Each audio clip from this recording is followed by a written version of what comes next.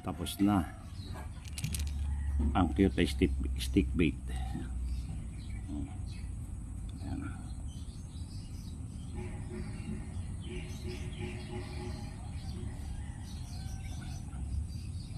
Ganda kinalabasan, hindi siya perfect pero ganda na kinalabasan kahit pa paano. Tapos na, may resin na.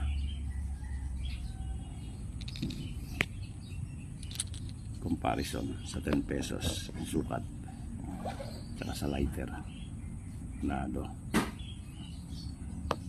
ayan, may kapalit na yung na-donate. Gawa pa ng abli ng mga ilang piraso.